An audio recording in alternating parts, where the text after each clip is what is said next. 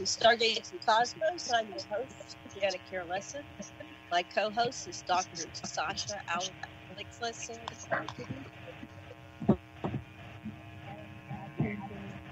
Today we have a panel on experiencer contactees, Bruce Cornet, Jenni Vasquez, and Robert Harber.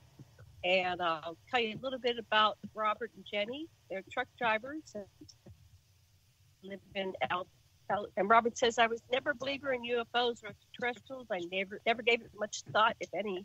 In December 2012, things began to change for me. I began having experiences where I was floating above my bed and then being dropped onto the bed during the middle of the night. When I would awake the next morning, I would experience soreness in various parts of my body. My daughter, Deborah, was the first to discover implants on my body as my left ear began beeping and ringing back live feedback from a microphone. I began doing regressions with Dr. Joe Lewels and clinical hypnotherapist Barbara Lamb. They both discovered that I had repeated abductions with the tall grays and that they had placed implants in my body for various reasons. When Jenni and I started dating in 2016, she also began having experiences. She received injections in her legs from ETs when she became pregnant with our daughter, Aurora. The second injection that she received was when she became pregnant the second time. She's now 5 months pregnant. And our daughter, Aurora, was born October 11, 2018, and is an extraordinary child. She's very intelligent and learns things very quickly. And we are expecting our second hybrid child around March. So that's March of 2020. Dr. Lessin.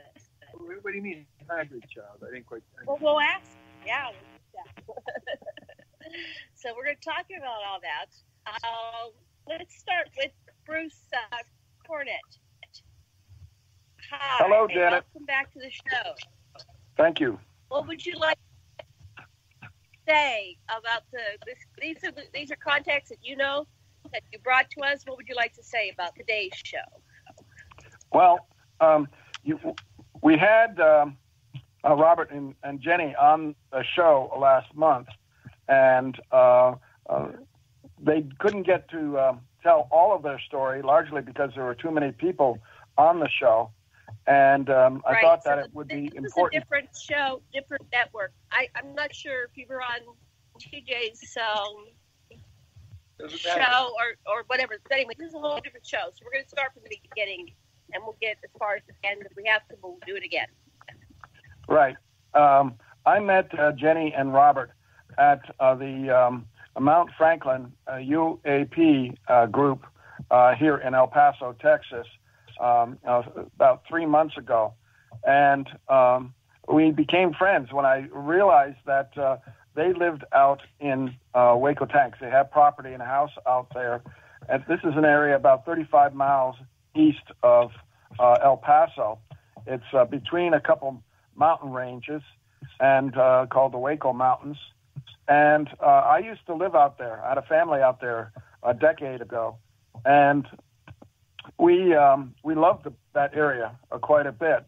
And now I'm living in the city, and I wanted an opportunity to get back out there and see that area. And they invited me, and went out to visit with them, and we became friends. And I learned a lot about their experiences that they've had. And as you started to describe Robert's experiences, I'm hoping that they will fill the audience in with some of the extraordinary things that have been happening to them. Now, why is this important? Because there are literally thousands of people who have had experiences. I don't know if you want to call them abductions or contacts, but there have been a lot of people who have been influenced by non-human extraterrestrials. And even Whitley Strieber has indicated that he has started to have more experiences in the last decade. For a long time, he was not having experiences. And the same I can attest to, that I had most of my experiences back in the 90s and early 2000s. And but now we're finding out that more people are starting to have experiences again. And there are a lot more sightings of UAP or UFOs than have been cited in recent decades. So something's happening, something I think is very important. And I hope that Jenni and Robert can fill in the audience as to what has been happening to them. That's exciting. And I've been having more experiences as well. So it's not really just because they're breeding us. Because I'm older, and so are you. I don't think they're breeding me. But, yeah, and Whitley Shriver's older. So what were you going to say? Oh, just Caroline, Corey, and others have said that, and Susie Hansen said, this is the time when your latent hybrid Anunnaki genes are being awakened, and it's being heightened. This is when the genes that have been latent are coming to fruition and guiding more and more people now. Well, thank you. That's a wonderful introduction. Anything you want to say before I bring on? I don't know who to start with. Who would you go ahead and finish what you wanted to say, Dr. Cornet, and then we'll bring on either Jenni or Steve. Well, the only thing I would like to tell the audience at this time, for those who have not heard me speak before or are not aware of my background, I have finished and published a book called Unconventional Aerial Phenomena in the in the Hudson and Wallkill River Valley of New York. You can get that on Amazon.com. It details 11 years of field research where I had over 137 close encounters with non-human technology that put on performances for my cameras. And I have hundreds of pictures of these craft putting on performances and creating sky glyphs with their lights in the night sky. So it's a very informative book, and it tells about types of ET groups here on Earth that most other conferences don't deal with. You don't get speakers that talk about the angular craft that populate the southern New York, where I was doing my field work, and they live in underground bases. Most people think, well, they're extraterrestrial and must come from outer space. No, that's not true. They have been here on Earth for thousands, perhaps tens of thousands of years, and longer than modern man. And they could claim the land first, and we have populated the areas on top of their bases, but they continue to pass through solid rock and come up and put on performances for people who want to see them, and then they'll dive back down into their bases. It's quite an extraordinary situation there in New York, and right in the shadow of military reservations and an Air Force base. So there are a lot of questions that need to be answered, and I hope my book answers some of them. Yes, I highly recommend your book. So I'll grab a link and put it on today's show page on aquarianradio.com. Okay, do you want to start with Steve or Jenni? Who do you think we should go to next? Well, I don't want to say Steve. It's Robert. I'm sorry. I was wondering who the Steve was. Person. I don't know who Steve is. I don't know. It's somebody in my imagination. I'm sorry. Robert, would you like to go next? Yes. Okay, all right. Sorry for mixing up the name. My brain's all fried. Hey, no problem. Well, my name is Robert Harber. As you said, I'm a truck driver. And, I've been driving for probably 28 years now. And, I've seen weird things in the sky. I can't say I've never seen a UFO, but I never, thought much of it because you see strange things all the time. So I never really thought about UFOs or anything like that. And then the first experience that I have recalled through regressions with both Dr. Joe Lewels and Barbara Lamb is around December of 2012. And I really, on this first incident, I still can't recall very much of it, except I would get this feeling that I was floating above my bed and then being dropped on the bed. And then I would wake up and I could remember hearing voices. And, you think, everybody has those dreams where you feel like you're falling off a cliff. And in reality, you fall off the bed. Well, instead of falling off the bed, I was landing on the bed. And I thought all of these were just dreams until one time one of our dogs was sleeping in the bed with us, and she had snuggled up close to me in the night, and she always slept under the covers. And I got this sensation again that I was floating above the bed. And when I dropped, I landed on Alex, which is the little white chihuahua we have. And oh my God. And she let out a yelp so loud she woke up everybody in the house. And I was above the covers and when I landed. So I sat up, after I hit the bed, and I'm trying to figure out what happened. Well, it took doing hypnotherapy with Joe Lewels and Barbara Lamb to start bringing this stuff out and finding out what happened. And what first led me to understand kind of what was happening was I was with my daughter out on the road, and we had stopped at Love's in Tucumcari, New Mexico. We stopped for the night, got up the next morning, went in, took showers, met back up, got our food, went out to the truck. And we always pray before we eat. And as I was praying, I kept hearing this beeping. And I kept looking around, trying to figure out where this beeping was coming from. And I stopped my prayer and I said, Deborah, I think your watch is beeping. And she looked at her watch and said, no, my watch is on silent. I said, well, something's beeping. I can hear it beeping. And it's a really high-pitched beep. And she was sick at the time. She had caught a cold, and she, had congestion. And so she coughed really loud. And, I mean, this thing rang back. It sounded like somebody with a microphone. You get too close to the speakers and it'll ring back like that. Oh my gosh, it rang loud. And I had to jam my finger in my ear. And then later that day, we were delivering to Walmart. Before we went home, we were delivering to the Walmart in El Paso. And I told her, I've got to get earplugs for my ear because this thing is just ringing all the time. And I said, I really need someone to look in my ear and see what's going on. I said, I wish I had one of those scopes like the doctors have to look in my ear. And she told me they sold them at Walmart.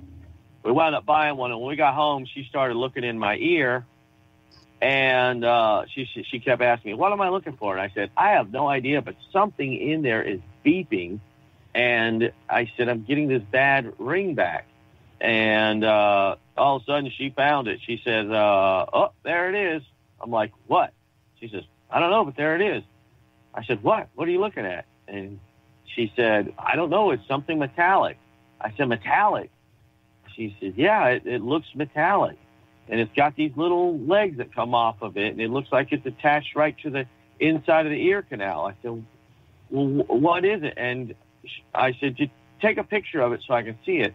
So she put her phone up to it and took a picture of it. And, I couldn't believe it. I'm like, well, what the heck is it, And anyway, so that's what led me. I couldn't honestly tell you. It's tiny. I know that. Maybe a little bigger than the head of a writing pen, It's tiny, though, because it's small. I think I sent y'all the pictures of it. You can see the one on the left here. And that one's oval shaped, and then the one in the right here. What's that? I'm looking at the pictures. I have a bunch of pictures. There it is. Okay. There it is. Oh, I see. It's in the and ear. it's circled. In the beginning of the canal. Yeah. Yep. We got to describe it to the people on the radio. It's kind of oval shaped. Originally, it looked more metallic, but it's always very shiny. But when Barbara Lamb looked at both of them, because at that time when I saw Barbara Lamb, they had put one in my right ear. And both times my ears have been really sore afterward. And that was another thing that led me to think something was my ear, which was the reason I had my daughter look at my ear, because my ears were sore for, I think the left ear was sore for like 4 weeks. But it's an oval-shaped object, and it's got 8 little legs that come out of it and actually go into the canal itself. They're attached to something, and it's very shiny. In fact, now it looks more like crystal than glass, and the right one looked like crystal from the beginning when they first put it in, because after they put it in, I had both Jenny and my daughter look at that one, because I knew at that point they had put another one in my ear. But it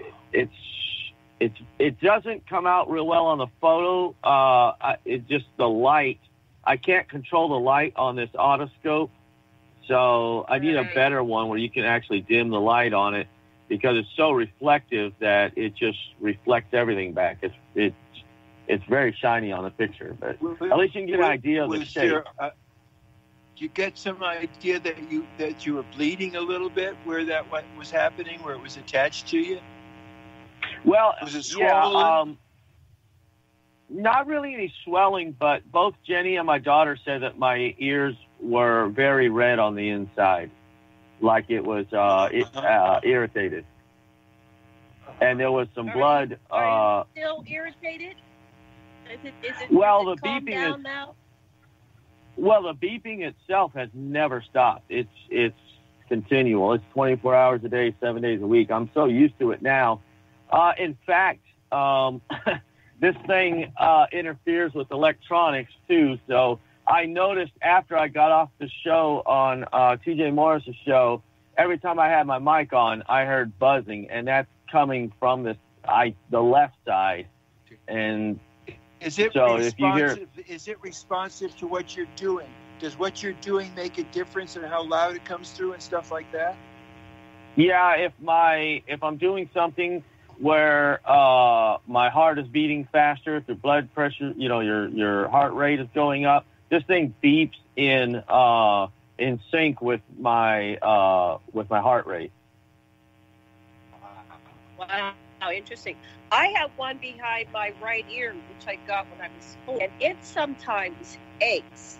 And I don't know if it's aching because I'm getting contact or something. And when I got it, this is years ago. I'm 65, so that was 58. I got it in 1958, and it swelled up. And my mother took me to the doctor. She didn't know what it was, and I said a bee stung me. But actually, looking back, it was a tiny drone that probably stung me and knocked me out. And then I came back, and so this is all swollen up.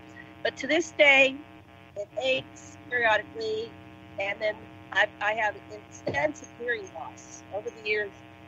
Now I have very extensive hearing loss. I had minor hearing loss when I was younger. I haven't experienced any hearing loss because of this. Well, my ears, I noticed, plug up real easy, and it feels like I'm underwater, with my hearing. It's like almost like you're hearing stuff, when you're, swimming in a pool underwater. That's what it sounds like when it plugs up. And I've never had that before I had the implant. So I don't know why it does that, because it's not blocking the eardrum itself. It's on the ear canal. So I don't know why it does that, but yeah, it does plug up sometimes, and it just feels like I have, something stuffed in my ear. Your body's trying to expel it. your body might be trying to expel it, so it makes. Oh. And also that if it's underwater, that means that there's electrical conductivity that's been affected. There's, it could be a number of things. How dry your ear is, how wet it is, whether you're swimming or not. Oh my gosh! Have you thought of getting it removed? No. In fact, I've been asked that several times by people, and my answer is they put it in there for a reason. And through my regressions with Barbara Lamb, we found out that the left one is for transmitting and receiving messages to and from the subconscious mind, and the right one is for the conscious mind. And I've got recordings of the regressions I've done with Barbara Lamb, and I mean, we learned a lot in that last session I did with her. And I write out the transcripts from the recording. And they put these implants in you not to harm you, but to help you. And the information that you get, I'm still learning how to access it, and that was one of the reasons I met with Whitley Strieber when we were at Contact in the Desert. What did Whitley tell you? Well, he has explained this actually on his radio show and in interviews what they're for, and that's basically what he had told us is that the beings are using it to communicate with you.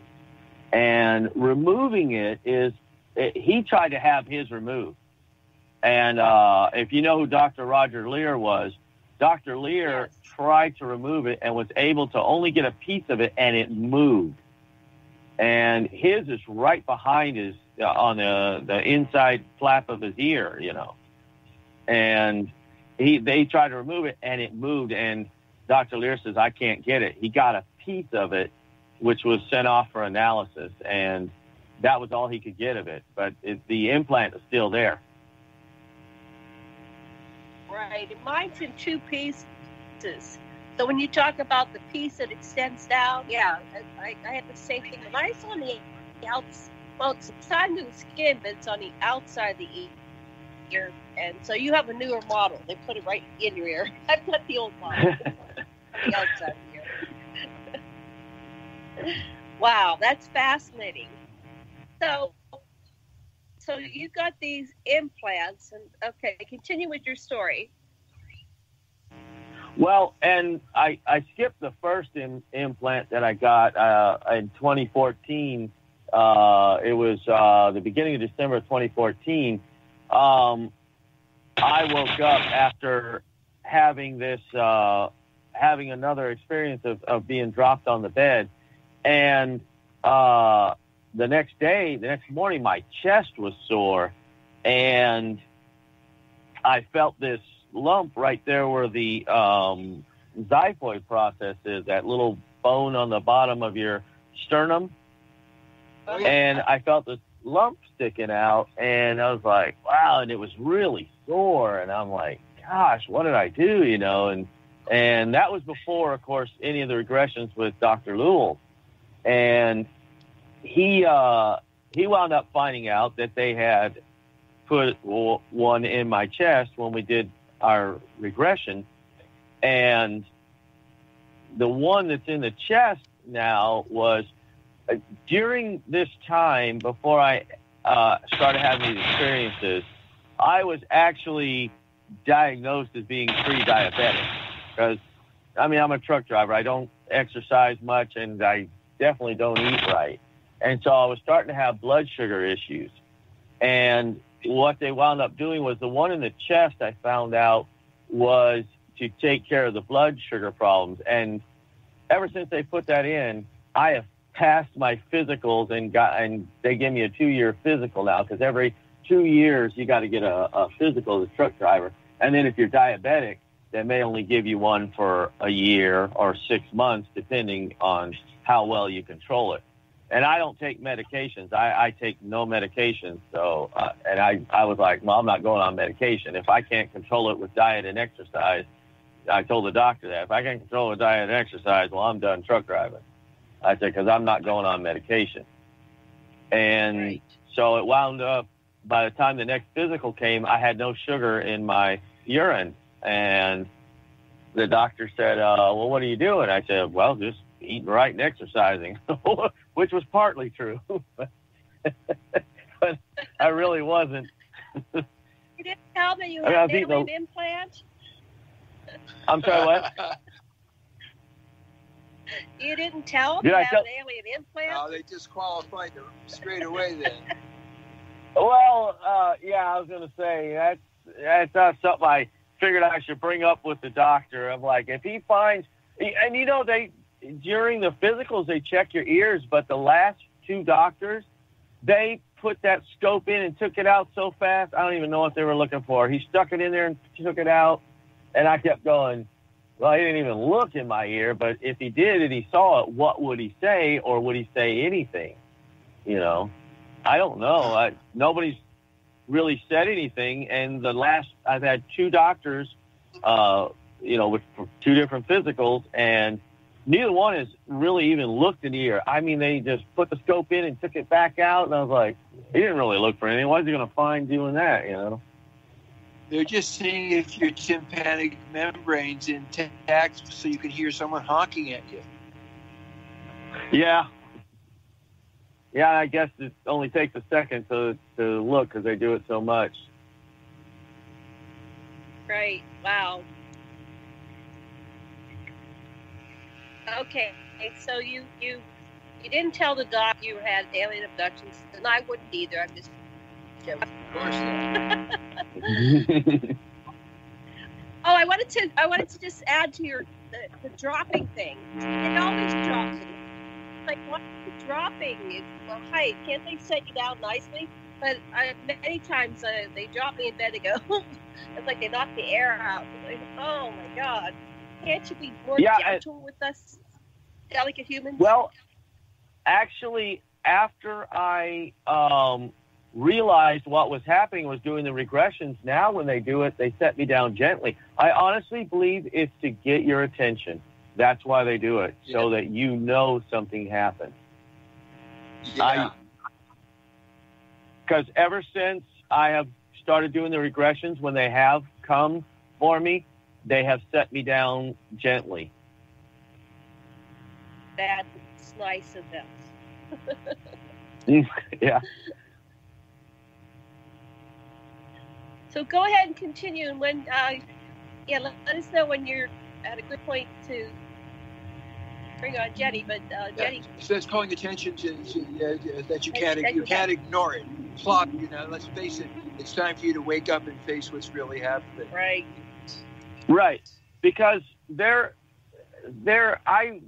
mean, I've heard people say, you know, that there's an evil agenda and a good agenda and this and that, and I'm like, well, everything they've done for me has been to help me. And it's been to open my eyes that there's more to this world, because I didn't believe in any of this. I could have cared less, you know. And as a truck driver, you hear people's story about this. You're like, okay, yeah, okay. You saw a UFO or you got abducted. And you're just like, okay, you know, truck driver stories.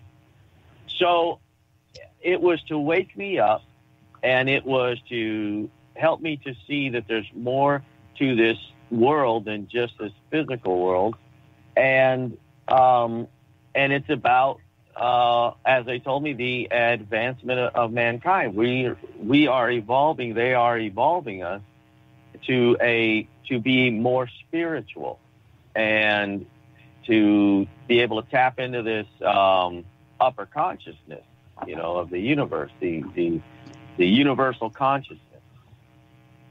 And so, like I say, I didn't know all this until I started doing regressions, and then, of course, I did a whole lot of study on this. As soon as I realized what was happening to me was real.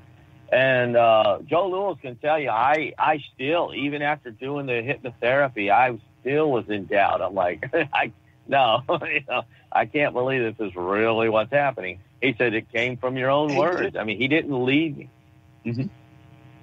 It just okay. So it's got to come to this. Why would they make it Jenni and you come together? What was that orchestrated about? What was that all about? Because they were going to bring a new, like a more advanced hybrid, starting with this generation. These hybrids that are coming now are more advanced than the ones that preceded them, and they will be more spiritual. It's all about consciousness. That's the whole thing. And they're trying to raise the consciousness of our entire population. And so what's happening is you have more and more hybrids being born in this generation that than have been born before. And as far as Jenni and me, and this is something that I also didn't believe in, that Joe asked me I think it was during our second regression, he says, do you want to check for a past life experience? And I'm thinking, okay, sure. I've heard of past life experiences, and people talking about it, and I'm like, yeah, okay. And so as he takes me a little deeper into the relaxation state, he brings that out and asks me, if I've had a past life before. And you're conscious, if you've ever gone through hypnosis, you're conscious and you can hear what you're saying, but it's coming from your subconscious. And I hear myself start talking about life on another world, and apparently Jenni and I were together on that world, and we had a daughter, and I had made some sort of contract with the Tall Grays, and they had come for me. We walked outside of our little cottage, or whatever you want to call it, and we heard the ship. It landed in the field to the right of our cottage, and I knew who it was. I had met with them before, apparently, and the two beings walked up, and they said it was time to go. And I'm like, but he just had a baby. I can't leave right now. And they said, it's time for you to go. You will see them again. And, that's when I left that world. And then when Jenni and I met, and then she got pregnant, and that's a story that's probably she should better tell. But anyway, I saw her standing there, and we were still in the hospital, and she was holding Aurora, and she was holding her in the same position. She was standing in the same position and holding Aurora the same way that I saw my wife on that other world holding our baby, and it just hit me like a ton of bricks, and tears started coming in my eyes. I'm like, oh my God, this is her. This is her from before. And it was fascinating. I mean, like I say, I went from not believing in past lives to, holy cow, I've had a past life experience. Wow. Deja vu. Well, we find that with experiencers, they often have past life experiences with extraterrestrials as well as current life. So once you're a contactee, you're a contactee. You could even bring a walk-in or an attachment from a past life of one of your sub-personalities, not even your main ego. Right. Right. Okay, so do you want to continue with your story, or we're coming up at the top of the first hour? We're going to be going on a 5-minute break. It puts us to the hour. And so, do you want to bring on Jenni for a little bit, and then we'll go back and forth after we return after the break? Okay, yeah, it's probably because she could give you more info on the stuff that happened with her that led up to us having Aurora, and then our second one that she's pregnant with now. Perfect, yes. Excellent. Okay. Jenni, are you there? Are you ready to come on to the show? Yes, I am here. Signal's not very good, just a heads up. I bet it blows your mind to have a kid that's smarter than you. Is that what's happening? Yes. She has called everybody that we know early in the morning. For example, she's called my mom at 4:30 a.m. She's called Robert about 4:15 a.m. And I don't know what she's doing calling people that early in the morning. I don't call anybody as soon as I wake up. But she's figured out how to use a cell phone. We don't know how she figured it out, but she'll make video calls and phone calls, and she can't even read, so we don't even know how does she know, like, to call her mom. And she's called our MUFON investigator, Annie Getchman, and it's amazing. Wow. Is she able to talk? Is she talking yet? Almost. She's got a few words down, like she can say Dada, Mama, and she gets I love. She doesn't get the U out, but she gets the I love. Oh, she loves everybody. She says hi. She says bye. She says Ada. Mama, Mom. She says a lot of words, and it's amazing. Wow. How old is she now? She's 1 year and 1 month. Oh, that's great. So tell us how you two met, or tell us your part of the story. What led up to your meeting and getting together? Right. Well, I've actually known Robert before we started dating. I actually know his 2 older daughters, and one which I'm friends with. And the other one does not seem to like me at all. Oh. But that's a different story. So you knew him, but how did you go from knowing him to being involved with him? I don't know. We just kind of clicked. When I got of age, I started hanging out with him more and more because he got me out of the house. And so we just started hanging out more and more and realized we had a lot in common. And just out of the blue, we just started dating. Now, is he older than you are, and how much older? He's 48, and I am 21. So 20-something years apart. Yeah, 27 years. And what she was saying was, whenever we lived very close to each other, and my daughters and her would hang out, and I would always take, like, my daughters would go Chuck E. Cheese or to eat or movies or something. And since Jenni was right between my older daughter and my younger daughter's ages, she was right in the middle. So it was just natural for her to hang out with us. And I mean, and of course, back then we never thought about dating. She was 12 at the time, and Deborah was 11, and Rebecca was 13. 13. 13 or 14, yeah. 13, so a year apart. Okay, 13.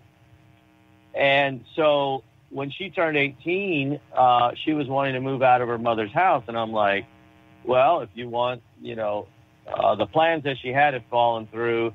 And so I said, well, you can come and move in with us. We've got room for you.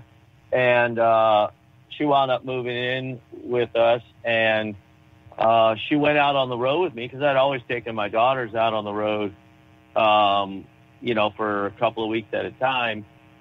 And then Jenni was wanting to go out on the road with me, so I took her out on the road, and we wound up dating while we were on the road. Yep. Great. We got along well. Wow.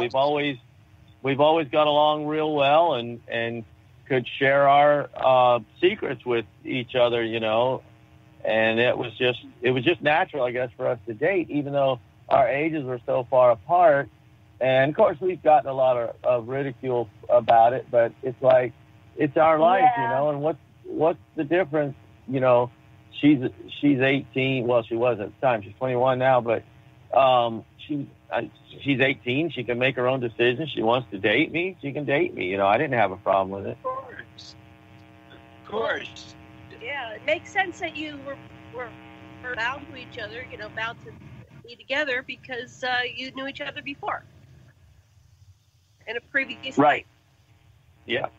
So it was Well, inevitable. but at the time we didn't know that part. Like I said, I never believed in past lives before that, so I didn't realize that was the actual connection that we had. I would have never come to that conclusion ahead of time. We always clicked together, and I didn't know why at the time, but yeah, you're right. Now I do. Right. It's that alien love bite. When did you know? Oh, go ahead, Bruce. It's that alien love bite. They can tap into your subconscious and get you to become interested in one another. So, I've had that happen to me now 4 times in my lifetime. So I know about the alien love bite. Right. Yeah, I think they arrange marriages. They want certain people to breed with certain people. The alien made you do it. Yes, they do. Right, and it's probably it's matching up genetics, I would imagine. Right. Did your previous children have any ET contact? Yes. My sister had contact, and my middle daughter, Deborah, had contact about the same time. They came to me within 2 weeks of each other. And my daughter now has a hybrid baby that was born just about a month ago. And they visited her the same way they did us. You see, Jenni had problems getting pregnant up until about a week and a half before she conceived. We started getting visitations, and they kept telling me that she's going to get pregnant, and I just kind of laughed it off, I guess. I didn't believe it. I'm like, okay, she's not been able to get pregnant up to this point. I mean, I didn't put much faith in the fact that she was going to get pregnant. But like I say, during that week and a half before she actually conceived, they kept telling us she's going to get pregnant, and she's going to have, first they just told me a special child, and then as we got closer and closer, they said it was going to be a hybrid, and I didn't even know what hybrids were at that point. I had to start looking this up, and I had not met with Barbara Lamb before Jenni had gotten pregnant, so I really had no idea what hybrids or anything. I had no idea about the hybrid program or anything. And so they told us that she's going to have a hybrid, and the night she conceived, they came to me again and told me that she was now pregnant and she was going to have a hybrid. And then my daughter, the same thing happened to her. They started visiting her before she got pregnant, and telling her that she was going to have a hybrid. And in fact, after they told her that she was pregnant, she came to El Paso to visit us because she lives out in Odessa. And she was saying, they told me I'm pregnant now. And I said, well, have you taken a pregnancy test or anything to confirm it? And she said, no, but I want to take a pregnancy test. And so we went to Walgreens, I think, and picked up a pregnancy test. She took it, and it turned out negative. And I thought, well, okay, Deborah, maybe you're just having, maybe it's, maybe you just thought they were coming in and visiting you. Well, it turns out a couple of months later, she was definitely pregnant. You could see her belly starting to grow. And she sent us pictures, and she says, I told you I was pregnant. And even though the pregnancy test had showed negative, she definitely was pregnant because she just had her baby about a month ago. Wow. What did the baby look like? And Jenny ought to send you a picture, but she, in fact, Deborah told me just today that when Alice is her baby's name, gets upset when she starts crying for her bottle, her eyes turn black. And she sent me a picture of that today. I was like, whoa. And what's interesting is when Aurora was born, her eyes were black. Aurora was born with black eyes. Mm-hmm. And now they're like a hazel color. But when she was born, I've got several pictures of her with black eyes. Is the pupil the same size as yours, or is the pupil larger relative to the sclera? It looks normal size, although as Bruce pointed out, that she has a corona around her irises. It's pretty neat. You can see a little band around the iris, the outside of the iris. And wow. It would be interesting to have her go to an iridologist because the locale of the colors and rings indicate all kinds of stuff about what's going on in the body. Right.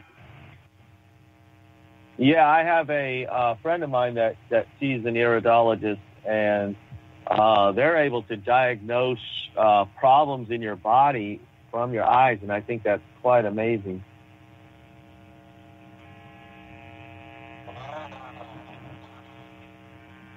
But now Aurora's eyes, what we have tried to capture. Now Annie, our MUFON investigator, has seen this when we were video chatting her. But now her eyes will shift sometimes when she's happy, sometimes when she gets upset, and they squeeze in, the irises squeeze in from the side, and they look like they're oval shaped, like cat-like eyes, And I've heard that, hybrids, their eyes will shift like that, but I'd never seen it. The first time it happened, it actually freaked me out. I'd never seen anything like that before. No. And I've tried everything to capture. Mm-hmm. So this is very interesting. What you're saying, if I got you right, is that it's a muscular closing of the pinching the sides of the iris together, which changes the shape. Its shape. That's fascinating. Yeah, I've never heard that before. Thank you. Yeah. Yeah, I've always heard, that their eyes change, and especially if they have reptilian in her, which she does have some reptilian DNA in her, that the eyes actually change. I thought, that, but hers, it's like extra muscle, I guess, in the iris, and it just kind of, like you just said, pinches in from the sides. Wow. So, we're coming up to break in 5 minutes. So, what do you know different What do you notice different about your daughter? She's extremely intelligent. She's already figuring out how to play the PS4. She'll take the remote from Jenny and start like moving the characters around and pressing buttons. She's trying to figure it out. She is very intelligent, and she actually is pretty strong. She was able to stand from about 3 weeks, three and a half weeks, somewhere in there. She was able to stand. And now she didn't have the balance, but she could pull herself up on stuff and stand there holding on to stuff from 3 weeks. And we got pictures of this. I'll try to get some to you. With driving, I just didn't have a chance today to send all the pics I wanted to send. And don't forget, she also walked up my chest about 3 weeks too. Yeah, she was holding on to Jenny's fingers and just walked up her chest while she was standing there. And I've got pictures of her holding one of those big cans of formula, not the normal sized ones, but the one that says 33% more or whatever. When she was only a couple of months old, she was sitting there, and that's the other thing. She was able to sit up pretty early too, and she just picked up this full can, and I took video of it and sent it to Annie and Joe and Barbara because I just couldn't believe it. I'm like, gosh, she's got a lot of strength in her to pick that up. But she's amazing in a lot of. Is she telepathic with you and with the two of you and your animals? My hypothesis is she can read you, and you can read her if you open yourself. Yes, and I've actually tried, but I'm not able. I'm not good with meditation. I'm learning because, like I say, I was never into any of this. But in the last several years, I've been learning how to meditate and learning how to communicate telepathically. But I've made one connection with Annie telepathically, and it was so weird because she sent me back a message. Now, Annie, our investigator, is a hybrid, and she's told me that from the beginning, that she's a hybrid. And like I said, when she first told me, I didn't even know what hybrids were, so I was like, okay, whatever. But what's interesting is as I'm learning to communicate telepathically, I was able to get a message to her, and she texted me back, and I saved this text. She says, "Hey, Robert, how's everything going? I got a telepathic message that you needed to talk to me." And I'm like, holy cow. And I called her right up. I'm like, when did you get the message? And she says, today. And I said, well, I sent that a few days ago. And it's amazing that you got it. I don't know why it took 2 days, but she received the message. But, yeah, I have a feeling when Aurora gets older, that she's going to, we're going to be able to communicate back and forth telepathically. And she's probably, like you say, can do it now. I'm just not. Yes. Mm-hmm. Also, in my discipline, we say Bander and Grinders say that indeed everybody knows everything, but we pretend to the part of ourselves we identify with them. We don't know everything. We're going to be coming on a break right now, so not sure why the music is playing, but we'll be back in 5 minutes. When we get back after the break, I'd like to go a little bit round table and let Jenni talk and then Bruce talk. And we'll ask each other questions. See you in 5. All right.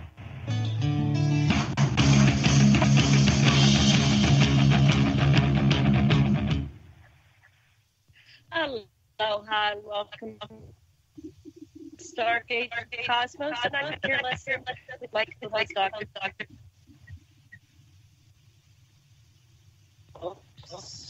Got a little feedback. Okay.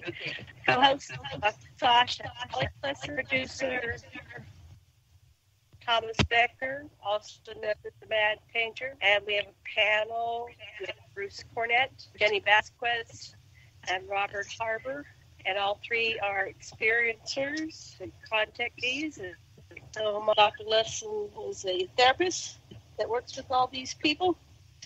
And we're going to do a roundtable in the second half of the show. But before we get back to our show, I'd like to remind everybody to please go over to that donation on revolution.radio and make your donation, because we really need these donations. Your donations help us stay on, keep the lights on, and keep our server running.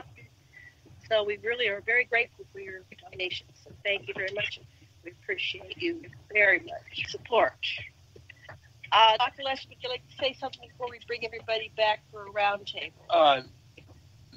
This just this is a wonderful show where you're getting an insight into what's really coming down. This is the third wave, the dawning of the age of Aquarius, and the hybrids are here to lead us to the... Yes. So I want to start with Dr. Cornet. And Dr. Cornet, could you please ask a question that you're going to answer yourself, but ask it and then we'll go around everybody responding. So what question would you like to ask our panel? I was interested in how Robert got involved in trying out to find out if he has telepathic capability. He had never really considered it before all of his experiences started, and now with his implants, he's wondering whether or not certain abilities have been brought forth. And the same, I think, with Jenni. And would very much like to hear their stories about their experimentation with mental telepathy. Okay. Take it away, Robert. All right. Well, I was on the phone with Annie Getchman. Like I say, she's my investigator from the experiencer research team. And I had told her about the beeping in my ear. It's constant. It just goes all the time, 24 hours a day, 7 days a week. It's nonstop. And she had mentioned before, like I said, that she was a hybrid. And she asked if I wanted her to communicate with her beings, which she wasn't sure if they were the same as mine, but she said maybe they can get a message to them and maybe they can come and fix your ear. And I said, okay, yeah, you sure try. And she had, during that conversation, she had mentioned that she had telepathic abilities and that she would try to make communication with them. And I said, okay, And so we got off the phone and I went back inside and Jenni was already asleep and I lay down and within 10 minutes of getting off the phone, and this is the way the experiences always seem to start, we get these flashes of light in the living room. My daughters have seen them, Jenni's seen them, and I've seen them. And I laid down. This is within 10 minutes of getting off the phone. I went outside to make the phone call because we don't have good signal up there in the mountains. And if I stand in a certain place outside, I can actually get a good signal. So I lay down, I close my eyes, and all of a sudden these 3 bright flashes of light right there in the living room. And I'm like, okay. And I wound up getting visited that night, and they didn't stop the beeping, but they cut the volume back, and now it's actually, I don't get the feedback anymore unless it's a really loud room or something, and the beeping is now tolerable. I still hear it. But I decided later on, I was like, well, if she can communicate telepathically, And apparently it worked, since they were there with, within 10 minutes of flashes of light. And later that night, I wound up being taken again. And this is the first time, by the way, that they set me down gently. They didn't just drop me on the bed. They actually set me down gently afterwards. And they wound up fixing the left ear to where at least the beeping is not as loud. I said, well, if she can communicate telepathically, and she has been telling me all along, and so is Dr. Lewels and Barbara Lamb, in fact, that we're all telepathic. As human beings, we are telepathic. We just have to learn to tap into those abilities. So I said, well, let me try it. So one night, and this is probably about 2, maybe 3 months after that visitation from the beings, that I said, well, let me give it a try. I mean, what have I got to lose? I'm learning to meditate anyway. I'll just try to make communication with Annie. So I focused on Annie, and I got a mental image of her and communicated with her. Annie, I really need to talk to you. I have some questions. It's not an emergency, but I need to talk to you. And I just kept focusing on that thought right there over and over again. And like I say, 2 days later, she texts me and says, hey, Robert, how are you doing? I got a telepathic communication that I need to contact you. And it blew me away. I was like, oh, my goodness. Okay. And so that's how that happened. Wow. This delay in receiving telepathic messages, my last wife and I attempted to communicate also telepathically, and we found out that the message she would send, I would receive 2 days later, and the message I would send, she would receive 2 days later. And it had no explanation for this. It's a slow switchboard. Do you have any idea why the delay? It's the same amount of time, the same latency. That's very interesting in and of itself. 2 days. Yeah, and so what I would do is she told me to write down certain numbers or words and note the time, and she would come back and tell me what I was thinking 2 days earlier. That was really bizarre. Wow. And of course, I've talked to you guys. I've been on the show talking about my late wife, who was not only just a hybrid, she was an extraterrestrial who I took care of for 7 years and married. And 2 months before she died, she knew when she was going to die. She was precognitive, and but she wouldn't tell me. She didn't want to upset me because this is part of their plan. And she taught me how to communicate with her telepathically. And that was so that after she died, I would recognize her thoughts and her words in my head. And I did. And now we can talk to each other whenever we desire to, although I haven't had very much conversation with her lately. She's off doing her own things, I think. So how do you... Yeah, she's very busy. How do you communicate with her? What's the system? I just focus on her and talk to her. I say, Cara, I need to ask you a question. And sometimes she'll come back with, okay, what is it, Bar? And she'll respond.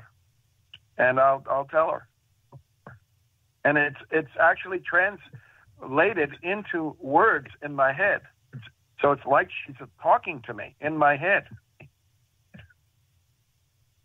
It's gotten That's close. Fascinating. Jenni, have you received telepathic communication? If so, tell us about it. No, I haven't that I know of. Okay. Although, do you have a question for the panel? Go ahead. Say that again.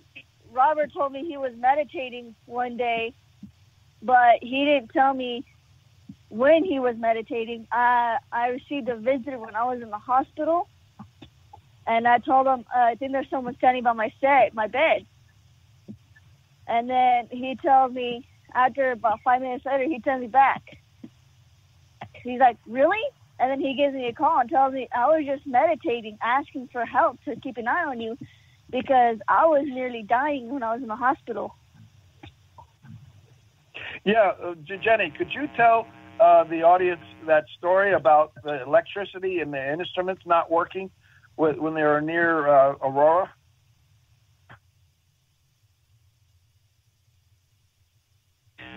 Well, she was not. Jenni was pretty well out of it during the time. They had her under some pretty strong medications. What had happened, what she's talking about was Jenni's blood pressure was way out of control. She was at, what was it, 234 over 168? I think that was her blood pressure, 230-something over 168. And 204 over 168. 204, that's what, yeah, thank you. 204 over 168, and they were trying everything to get it under control. And the story of Aurora's birth is actually quite extraordinary in itself. When we were in California, Jenni started losing her vision. Now, we had no idea her blood pressure was going out of control, but she was starting to get lightheaded, and her vision was closing in. She said it was like seeing through tunnels, and then she was seeing these spots. And I said, well, we're headed home after we delivered in Anaheim. And so we get home. We make an appointment with the doctor. She was supposed to go on Tuesday. On Monday, she woke up with a really bad headache.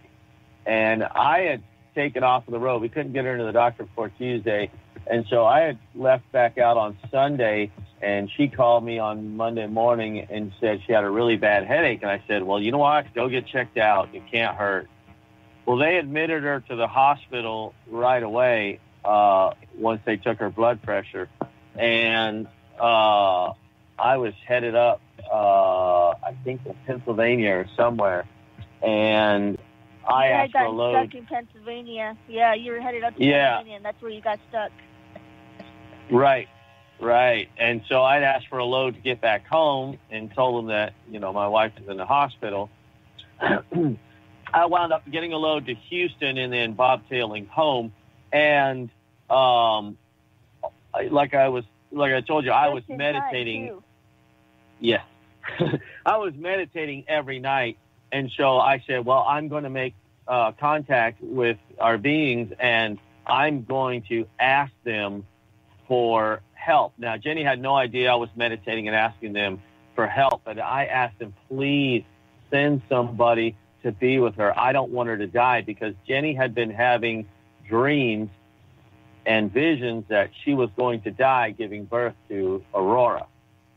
And all of that hit me when she went to the hospital, because I said, people have, this feeling or dream sometimes, especially with their first child, that they're going to die during childbirth. It could be nothing. But when they admitted her to the hospital with that blood pressure, it scared the daylights out of me. And I'm like, oh my gosh, her dream is going to come true. So I begged and pleaded with our beings. And I said, please don't let her die. And I said, please send somebody to watch over her. So, you got to have somebody that can go and watch over her. And I finished my meditation. I heard the message beep on my phone when I was finishing up my meditation. And when I finished my meditation, I went and looked at the phone, and Jenni had texted me saying, there's somebody standing beside the bed. I can see him. And she was almost completely blind at this point, but she could see the being standing there. My brother-in-law was in the room with her, and I asked him, I said, do you see anyone standing over there next to Jenni? She just texted me and said, somebody is beside her. And he says, no, I don't see anyone.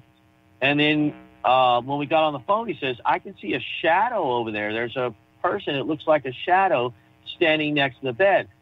And I was like, oh my gosh, they sent somebody. Thank you. So I got on the phone with her and said, look, I said, apparently they answered me. They're going to watch over you. Just, you know, do what you, stay calm, try to get your blood pressure down. They tried 3 different medicines to get her blood pressure down, and they couldn't get it down. And I was already on my way to El Paso at this point. And I got there about an hour before they did the C-section. Now, she was only 7 months along with Aurora.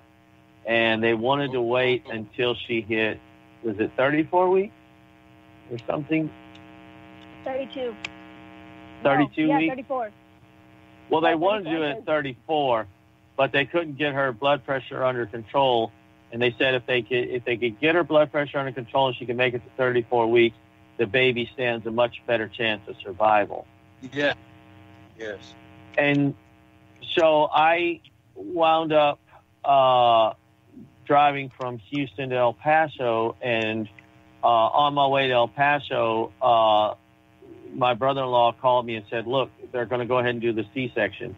He says, you need to get here. And I said, I'll be there. I said, I'm driving in the rain. I said, I'm trying to get this fast as I can. And I said, just please, if they can, if it's not going to be a danger to her or the baby, just have them wait till I get there. I'm going to be there. And the doctor said, look, the situation is very serious. If it comes to saving her or the baby, we're going to save her. And I told the doctor because he had called also, and I said, you have to save both. I said, you have to save both. Oh, God. And I wound up arriving at the hospital an hour before they did the C-section.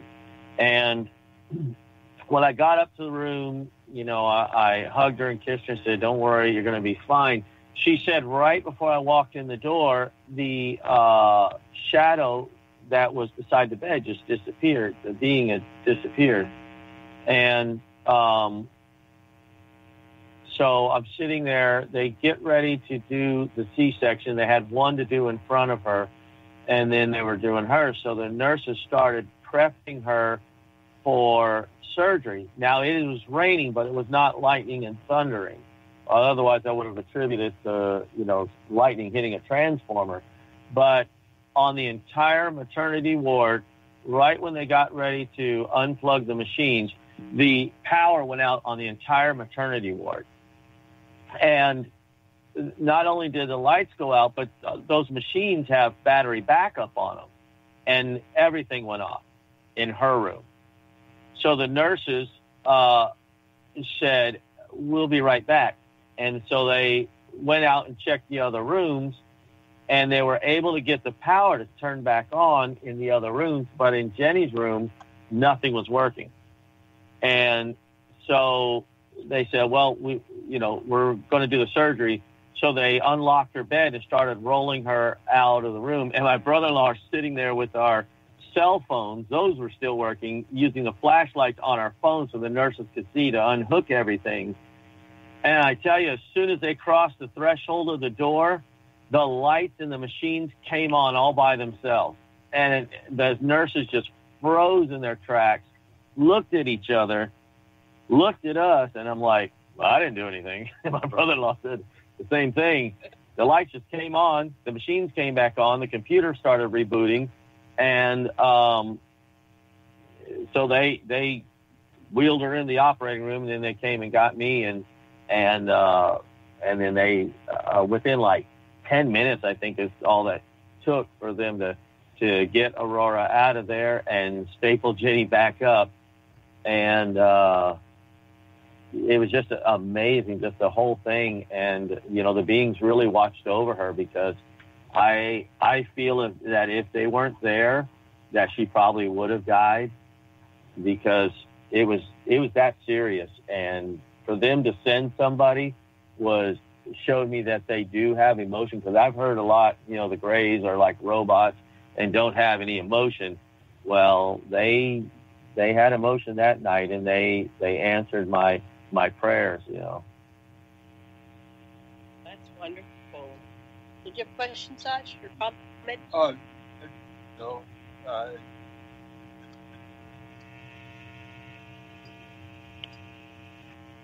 just that in telepathy, in Jungian psychology, you can, and when you learn how to feel your own energy, you can allow a confluence of your energy at any of your chakra or all of your chakra levels, and then you feel in every level of your being, whatever the being that you're creating a confluent field with. That's my equivalent to, I guess, you guys' experiences. Yeah, it's like I say, it was amazing to me, and it was it showed that, to me at least, it proved to me that they're not robots, they're not AI, they are beings with emotion. And another thing that they've done. Yes. They feel you. It's not. They feel you. Right. I mean, what was that like for you? What was that like for you? Were you frightened? Were you unconscious? What was that experience like for you, giving birth to Aurora? Well, I wouldn't know because I slept through it because I was exhausted. Okay, so you weren't really conscious. No. What about going into it when you were waiting for him to get back? Excuse me?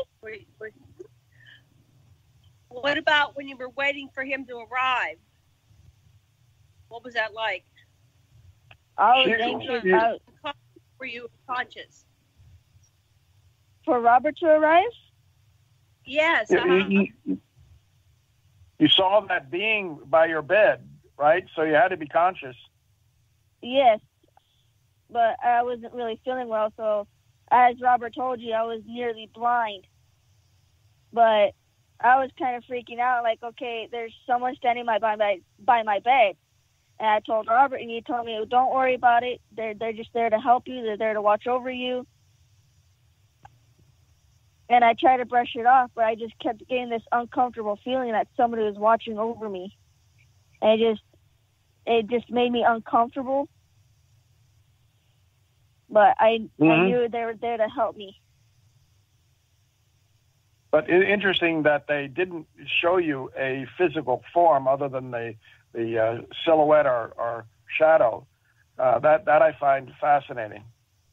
I've heard other people's stories from the hospitals when the Greys would show up, and they would the patients would actually see them there operating on them to correct the problem. I didn't.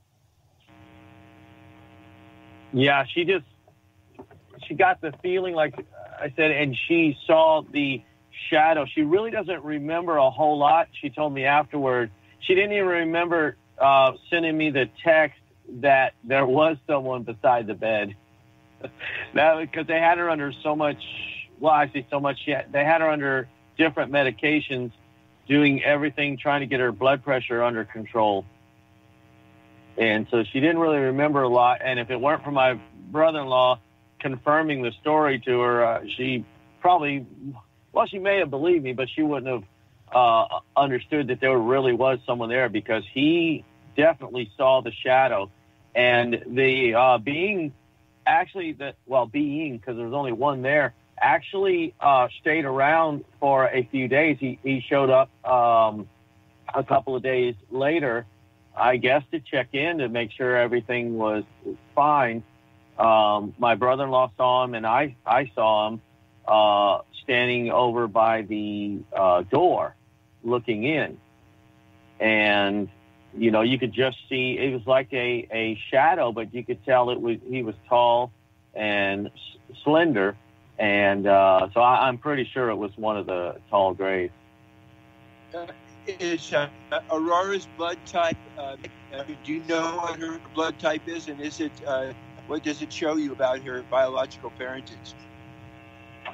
We haven't got her blood type yet, but we've sent her DNA off twice now to be read, and they cannot read her DNA. I've sent it off twice. I've followed the directions the way they told me to, and it always comes back that they are unable to read her DNA, and I don't know why. It's like I know she's got, human DNA.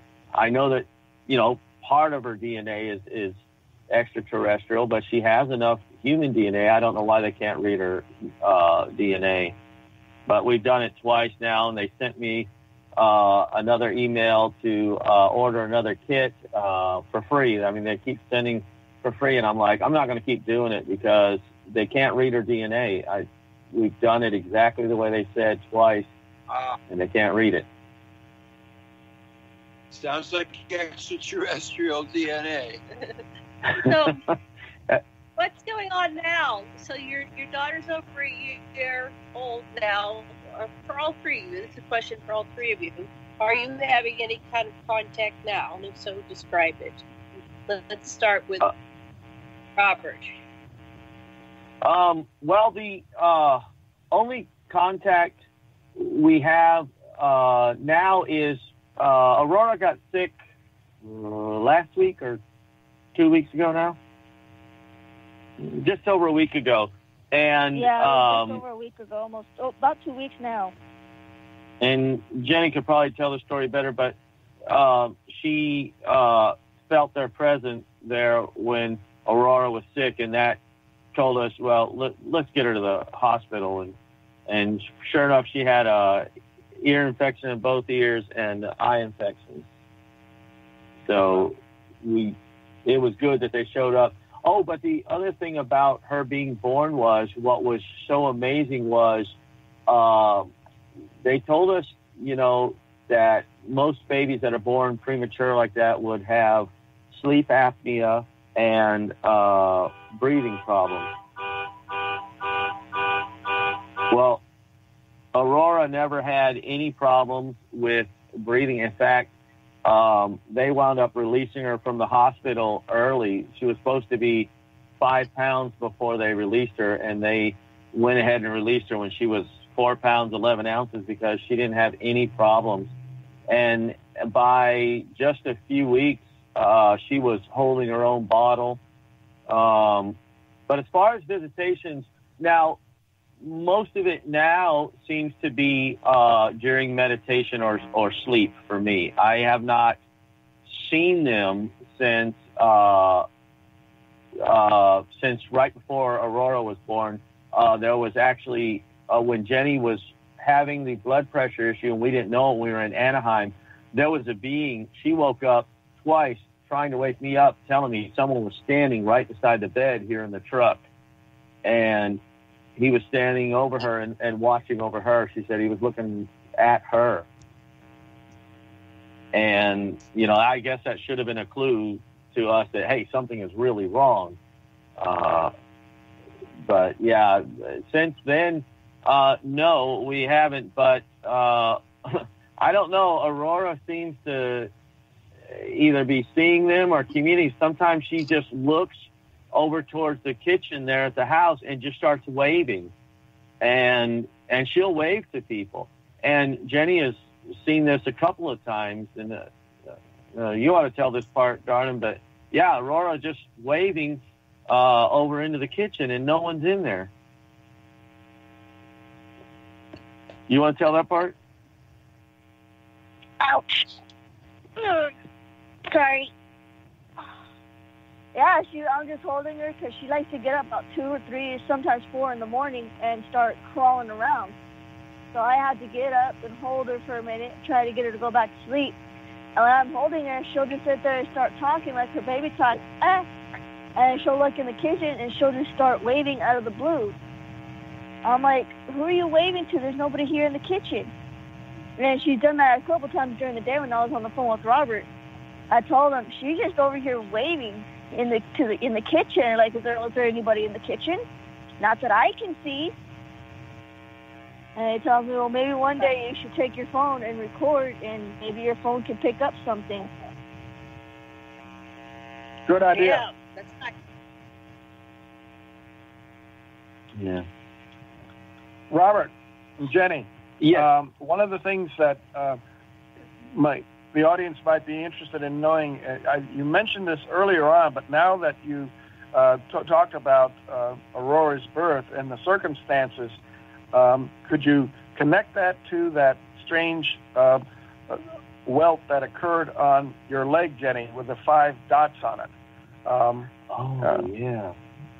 Janet, you have those pictures, and I hope you put them on the website. They are fascinating. There are 2 different times those welts occurred, and they look exactly alike. Were they in the exact same place, Jenny, or in slightly different legs? 1 minute, please. Okay. Oh, while she's doing that, yes, I should have mentioned that. She'll have to tell you at what point in both pregnancies. I think it's around 3 months. Yeah, it was right at the end of the first trimester.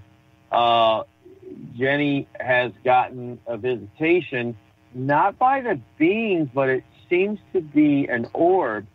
And the orb will come by and inject her with something, and we took pictures of it.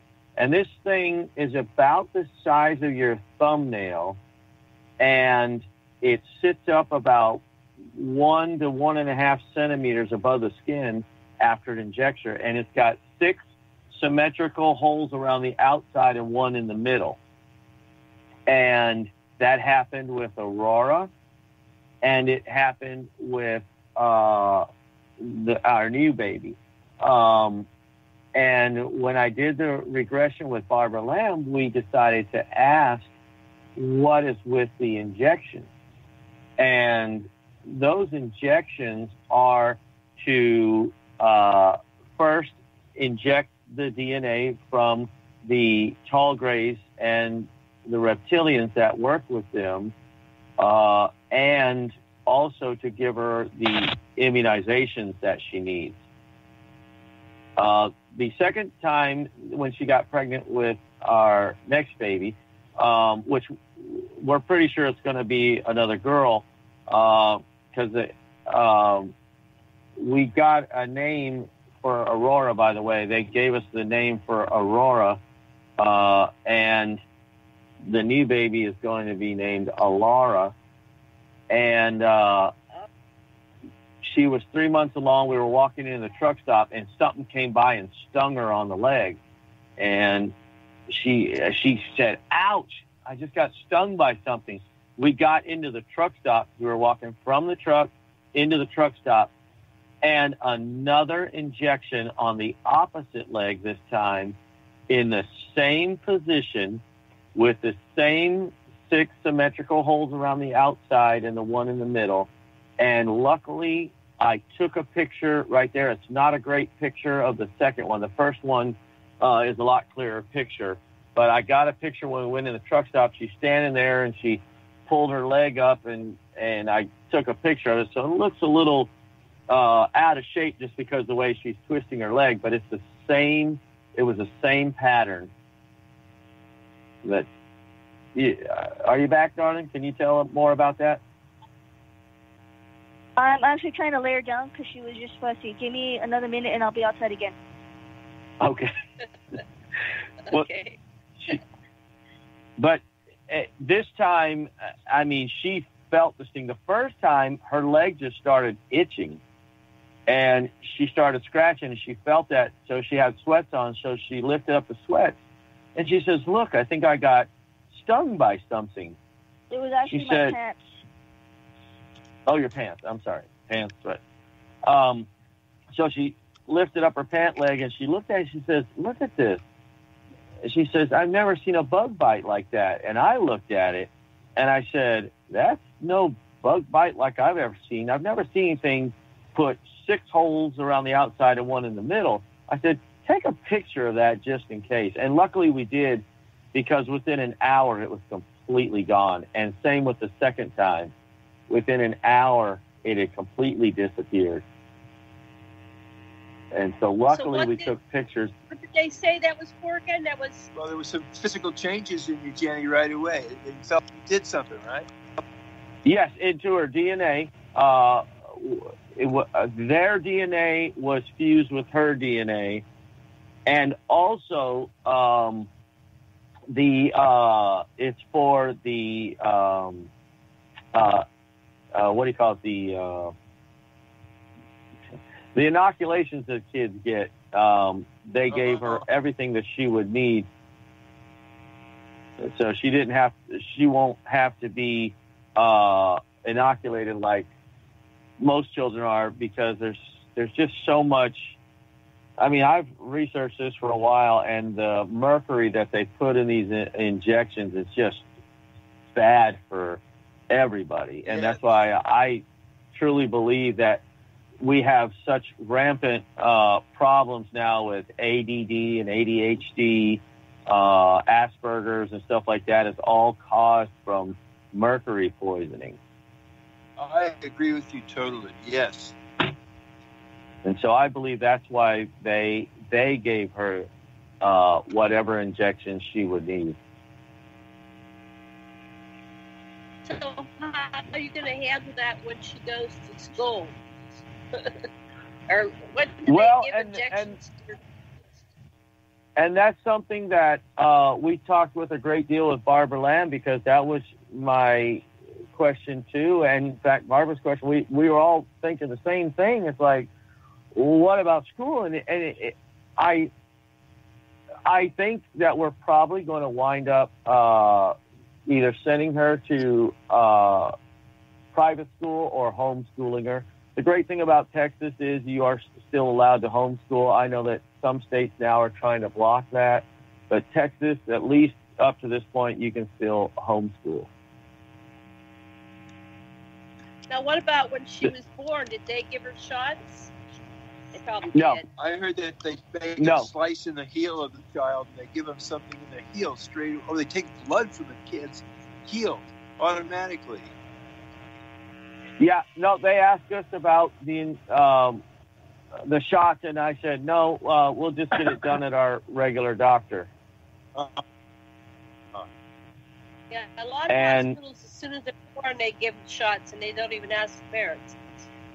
Right. No, we had told them that no, because the ETs told us not to give her the shot. And the only reason I could think of for that, like I said, was years ago, because my older daughter has some issues, and her issues never started until after she got her second round of shots. And so I had researched it years ago, and that's the only thing I could think of was I believe that it probably limits our telepathic ability. And, you know, that mercury causes changes in your brain. And so I'm pretty sure that that's why they didn't want her to get shot from the doctor. But yeah, when we were in the hospital, they did ask us, and I said, no, we'll get them done at her regular doctor. I just didn't tell them who her regular doctor is.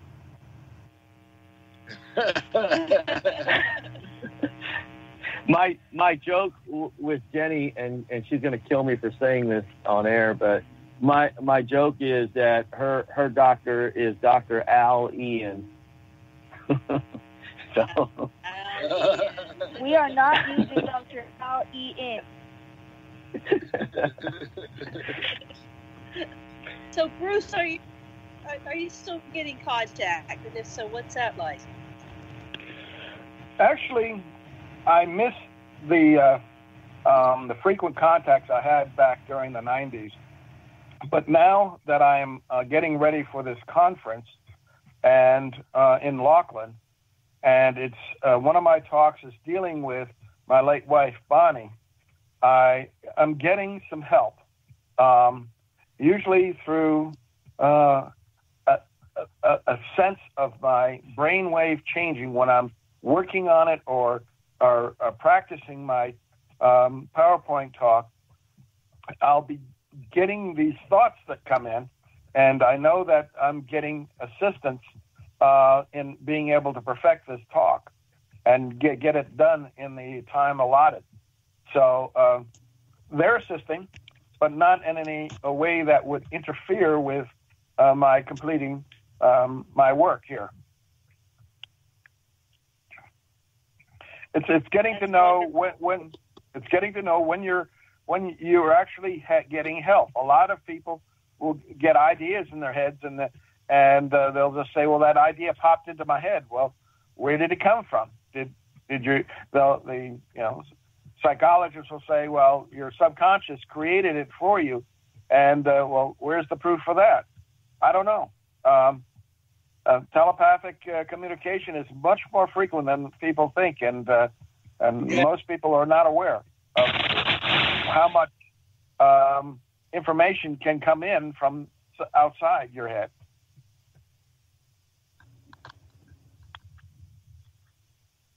So we have about 10, 15 minutes left. What would we like to cover? What do you want our listeners to know? Well, we've heard about Jenni and Robert's hybrid babies, and their experiences. That is fantastic. What they have gone through and are willing to share with us. Are you involved with groups in Hawaii, Janet and Sasha, with people having similar kinds of contacts? No, we really we have not been able to organize our local population. There were some other people in here doing it, but we didn't get involved with that. Most of our stuff on radio and when we go to the mainland and participate in groups there. I'm very connected with the group in Albuquerque, and they have a lot of experience. They're very organized there. But, what about you, Sasha? What do you want to say? Many times, especially when I do holotropic or entheogenic work, people have direct extraterrestrial experiences and past life experiences that they are so fully engaged. Their bodies are engaged in it. Their psyches are engaged in it. They are having out-of-body experiences, not limited to their usual identification or ego. But I've seen a lot of things here, experiences myself. I had a roommate, and she was having a lot of contact and experiences. This property here appears to be a portal. She used to go outside at night, just take pictures at nothing, and then when she downloaded them to her computer, there were just thousands of orbs, and then she would blow up the orbs, and there were little beings inside the orbs, and she even got a couple that looked like fairies. It was like, look, this is a fairy. When you blow it up, it was a fairy. And then she was doing the recordings, and she said, I caught it and said, I'm a fairy. It was really cute. Wow. And then I had a ship. The ship said it was conscious. It was a AI ship, and she was talking to me. I was asking what species are inside the ship, and it said, no, there's nobody in me. I'm the ship. I'm a library ship. And now I'm talking about the one that you weren't home that day, but it came and landed. It didn't land. It hovered above my deck, about 60 feet above my deck, broad daylight, and I saw it coming in.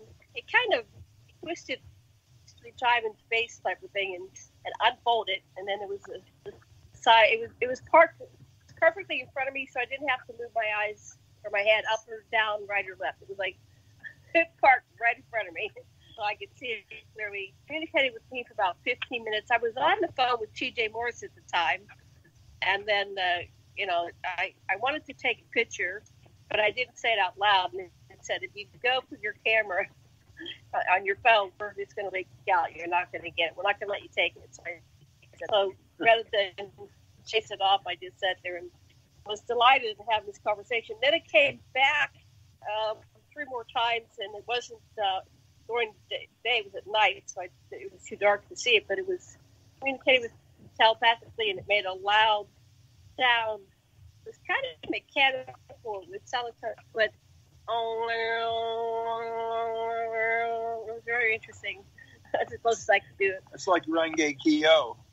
Yeah, and it was making this noise, and then I was in bed, and I got up, and I went in, and Sasha was already awake in the office, and said, "Do you hear that?" And he goes, "Yeah." It was very loud, distinct. And then I went back to bed, and I was communicating it with it telepathically. So I've had a lot of experiences all my life. I had a grade that's coming, and it was like the sun was coming up, and it just came and stood beside my bed. I think one has to get used to them and not be afraid. When you're not afraid, like Whitley Strieber was describing, he said, I eventually got used to them coming, and once you're used to them, they'll sort of show up in the middle of the day, and you can have a conversation with them. So I'm very blessed. It's so exciting. I love my contacts. I can't wait till they come again. That's interesting. That you, I too have not been frightened or afraid of my having contacts. I've been more fascinated and saying, "Oh, please do it again. I want to be able to grab something in for a souvenir." Robert's like that too. Yeah, take a souvenir though. I don't know why, but I've had witnesses, but no souvenirs. Yes. They'll know about it. And they have not let me fly the ship yet either. I hear these stories of people being able to fly the ship, and I tell you, I say it jokingly, but I would really love to learn to fly one of the ships. That would be so exciting to me. Because like Bruce just said, and many experiencers said, there's nothing to be afraid of. They're not here to hurt you. And in fact, I'll plug this book for Barbara Lamb. She's got a great book she wrote several years ago in conjunction with Miguel Mendonça, and it's called Meet the Hybrids. And if you want to know what the hybridization program is about, it's in her book. And the most fascinating story, I've heard her tell it on lectures I watch on YouTube about Cynthia, who met her at one of the conferences. That is a fascinating story to me. But yeah, if you want to know what the hybridization program is about, Meet the Hybrids is where to go. And they talk about they're not afraid. There's nothing to be afraid of. If they were here to hurt us or anything like that, I think they would have already done it. They probably have the technology. They could have wiped us out a long time ago. They're not here to hurt us. And in fact, I know we're running out of time, but I had a torn rotator cuff in my right shoulder, and luckily Jenny got the pictures of that, and I think that's among the pictures that we sent is where they came and fixed this right shoulder, and it is just, I was in so much pain I couldn't even shift the gears on the truck because I had twisted it and popped it again, and I was in such pain.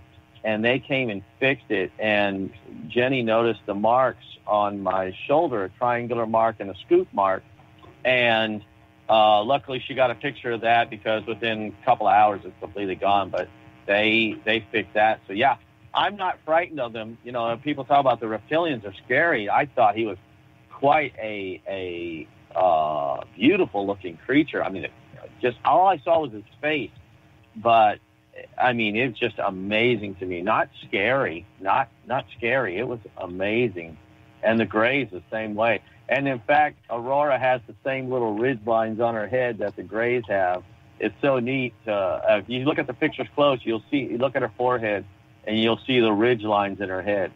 And they're pretty cool because the Greys have the same ridge lines. What did your reptilian look like? I've seen reptilians too. What did all I saw was when I did the regression with Joe Lewels that I saw his face. It was triangular in shape, and he had yellow eyes, cat-like eyes, and a wide mouth and scaly skin.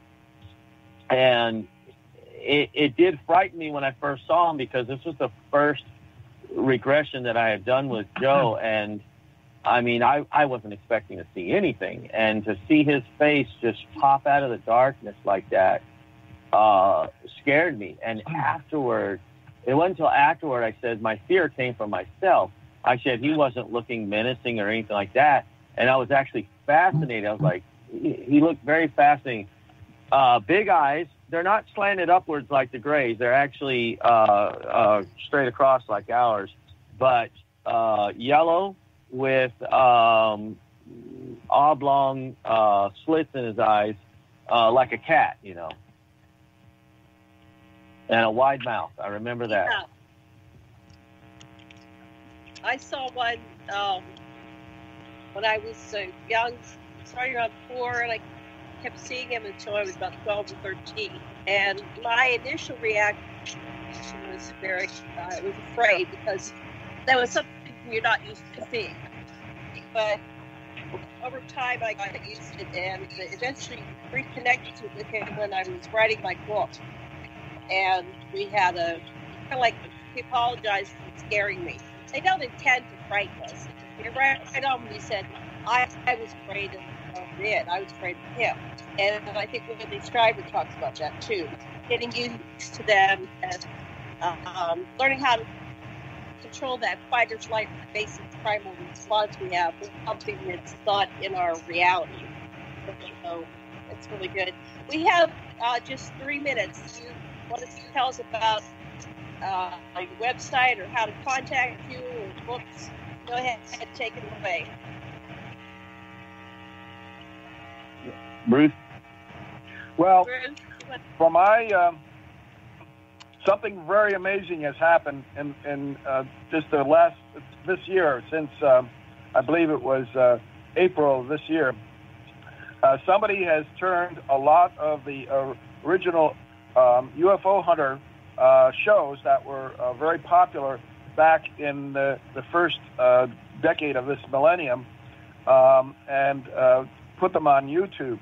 And I was involved in one of those shows in 2008, and it was called the UFO Vortexes. And you can find it very easily on YouTube by Googling or searching for UFO hunters, UFO Vortexes, VORTEXES.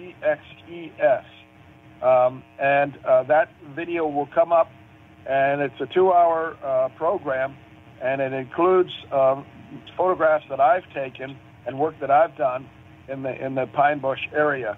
And the people who have recently seen it have been very excited about it. And I'm glad to see it coming back, because it has wonderful information about all of these portals around the globe. And so that's where you can find some of the good information that I've been involved in. And otherwise, just Google Dr. Bruce Cornet and look for my web pages. excellent. And Jenny, I don't really have a web page or anything like that. But I'll tell you, books that have helped me to understand what is going on is, of course, Whitley Strieber's Communion, and read the communion letters. And Dr. Lewels has 2 books, the God Hypothesis and Rulers of the Earth. Those 2 are great books also. I've read those, and I was really fascinated with them. Okay, What's amazing? We're at the end of the show. We're at time. Thank you so much for joining us. Thank you, everybody. Aloha, love, and blessings. Thank you. Thank you very much for having us.